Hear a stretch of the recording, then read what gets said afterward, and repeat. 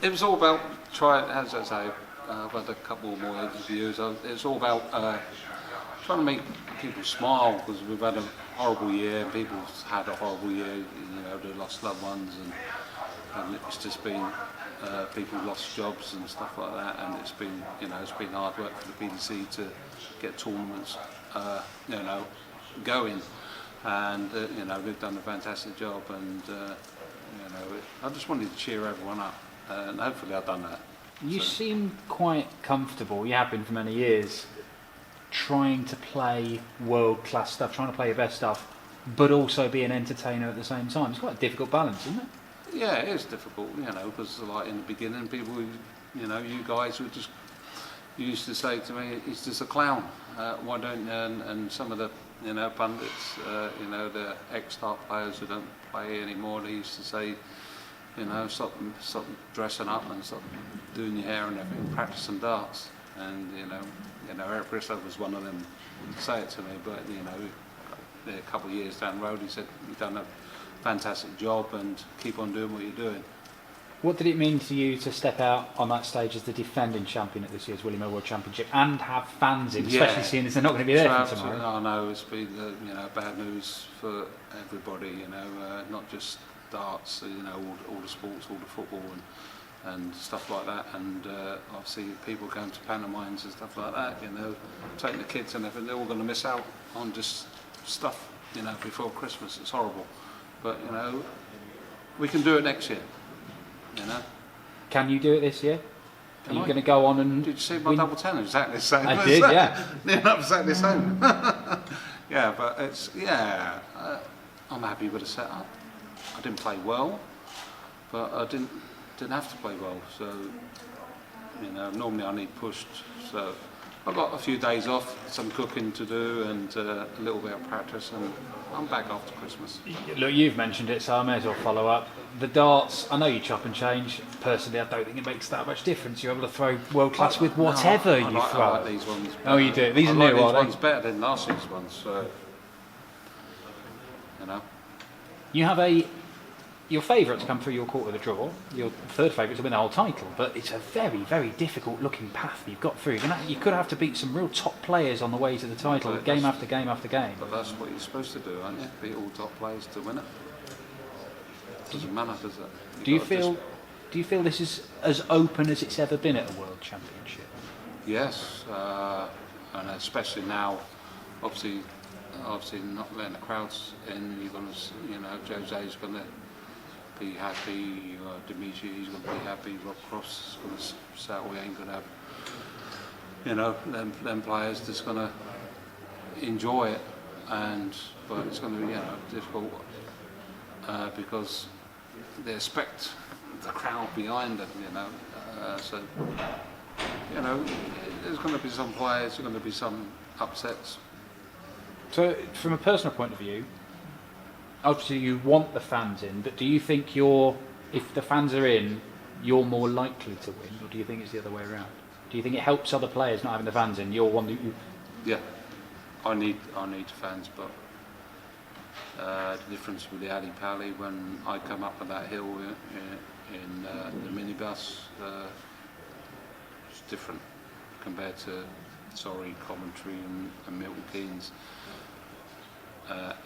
So I'm going to imagine them crowds there in my head. So that's all I need, Peter. Enjoy Christmas. Cheers, Dan. Peter, you talked about it there, coming up the hill.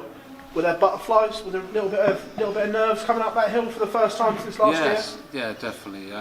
It's nice to come up the hill, and I always call her Alexandra. You know, always call her. And she welcomes me here, and so it's like when I come up the hill, and it's, in my head, she goes, "Welcome back, world champion," and you know, it's good to be back. You talked about not being pushed there at 2-0. Did you maybe switch off a little bit and let Steve back in then, because there was nothing coming back at you at that time? Well, in the practice, like when we was up on stage, I was in 180s and stuff like that, 140s, and I thought, oh, they go on, and I should kick on and try and get him off stage because he's dangerous, you know, and he proved that. But you know, being on the 9 and But I think it's obviously difficult for Steve because he was, you know, being here hours and hours before me, getting ready for his first game, trying to win his first game and getting up, and then trying to get up for the end of the night. It's very hard, you know. I found it difficult in the Players' Championships. In the semi-finals, I just had no energy at all. I just had nothing against Merv. No disrespect to Merv, but he didn't have to play anything really. But he done fantastic in that tournament. In terms of yourself, is it a help that you now haven't got to play until after Christmas? You got some rest time, obviously, for the rib and everything. I wanted to play before Christmas and to have another Christmas outfit, but now I've got to wait till afterwards. So no, but you know, it's going to feel like a different tournament, a brand new tournament to me.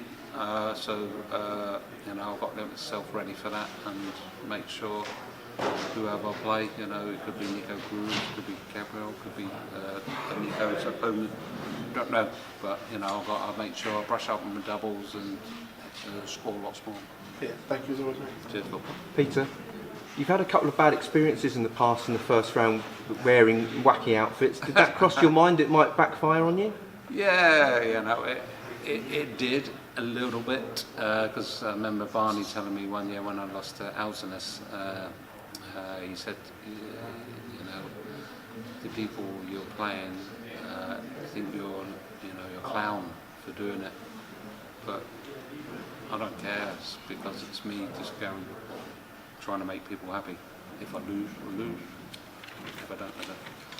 What did Steve say to you on stage? Did it sort of upset anything when you got on stage? Was there a sort of anything said between No, you? he was fine, because like I said, I was getting ready in the back room and he's going, what are you doing? You know, putting the gloves on and all this scarf. He's going, hey. He said, it's brilliant, you know. Steve was fine, you know. I said to him, doesn't matter if I was playing you or anybody, I was dressing up as the Grinch for this game. So no disrespect. And finally, you also had the weird Watergate incident as well. Did that seem to sort of that laughing moment for about, it seemed to both put you off? Yeah, it did. You know, obviously because Steve had played up his first game up on stage, and that was his table. So it's like, obviously he went back there, and I looked around and I see him. You did it with my bottle of water going. So that's why I had to go up to him. Steve, it's your table over there. Brilliant stuff. Thanks, Peter. Cheers. Yeah, thank you. Peter, do you think having fans in there allows you to show a bit more of your personality on stage? Yes. You get more nervous. You got the adrenaline pump through your veins and everything. It's nice knowing that you're going out there, even if they're booing you or you know cheering on the other player or stuff like that. It spurs you on. You know, if when they boo me when I was going for a double and stuff like that, and it doesn't matter, but it's nice. Of course, there's still a chance, a very slim chance, that we may see fans post-Christmas.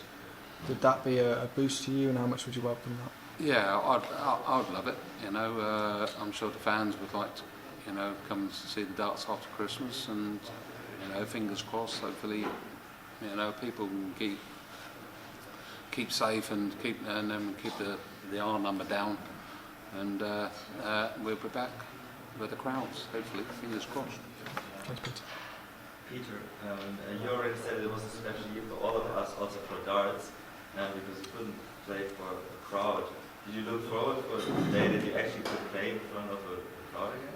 Yes, I was, but I just feel gutted for the other players playing, you know, the rest of the tournament up until Christmas, especially the players who haven't been here before, you know, because it's an amazing place to come play darts, the best place to come play darts, and it's the biggest stage and the scariest stage. But with the crowd in there, it's even scarier. So, you know, I'm gutted for them that they ain't got that atmosphere, you know, because, you know, when they're beating the underdog, all the crowd will be behind them and stuff like that. So, you know, it's a bit of a shame. Is it in this case, is darts even the same? You say it's a special place with the crowd even special. Is it even the same in the World Cup if there are no audience anymore at all? Well, you know, all I can talk is about the past games I've played, tournaments.